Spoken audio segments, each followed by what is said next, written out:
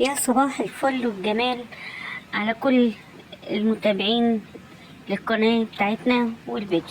النهاردة جايبة لكم شاليه جميل جدا، أول مرة نأجره. هو أرضي بجاردن كبيرة على البحيرة الصغيرة زي ما انتوا شايفين في الفيديو. الشاليه بيبص برضو على البحيرة الرئيسية قدامنا اهي، ودي سفرة في الريسبشن، والتلاجة جديدة توشيبا أول مرة نستعملها. الفرش كله ما شاء الله جميل جدا. المطبخ جديد،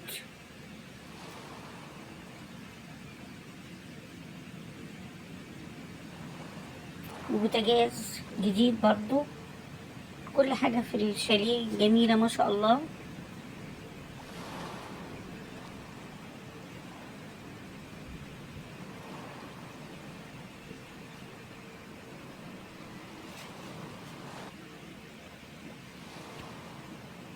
دي السفرة 6 كراسي في الريسبشن، وفي كنبة، وهنا سريرين جنب بعض. الفرش كله ما شاء الله.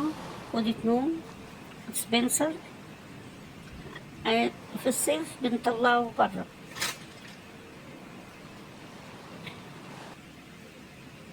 هنا برضو بوابة، بيبص على البوابة وعلى الميدان اللي جنب البوابة.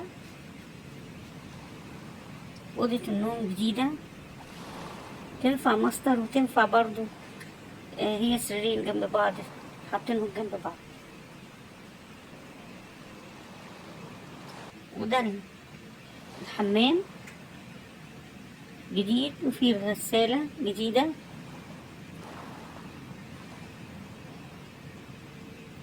ودي البلكونة الخلفية في أوضة النوم الرئيسية، تكشف لغاية البوابة.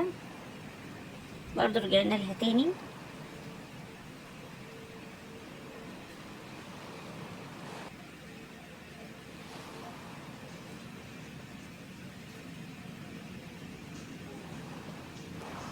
ودي غرفة النوم التانية، فيها سريرين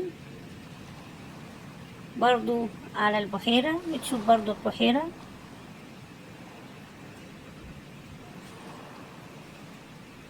دي البحيرة الصغيرة. الشاليه ما شاء الله كله تهوية، مهوي. كل غرفة فيها بتبص على البحيرة، وحتى الريسبشن والبلكونة كبيرة ما شاء الله. عندنا البلكونة ميزتها انها مقسومة نصين، يعني فيها سلالم. لو الأسرة قاعدة بتشرب شاي بتاكل والأطفال يلعبوا، بيلعبوا برضو في نفس الجاردن، بس الجاردن اللي تحت شوية بسلمة. يعني الكبار قاعدين بياكلوا، قاعدين بيتغدوا بيتعشوا، والأطفال برضو معاهم في نفس التراس، بس التراس مقسوم نصين. وفي طبعا الباب بتاع التراس، يعني الأطفال ما يقدروش يطلعوا بره. دي ميزة حلوة قوي. ده التويلت، الغسالة فريش.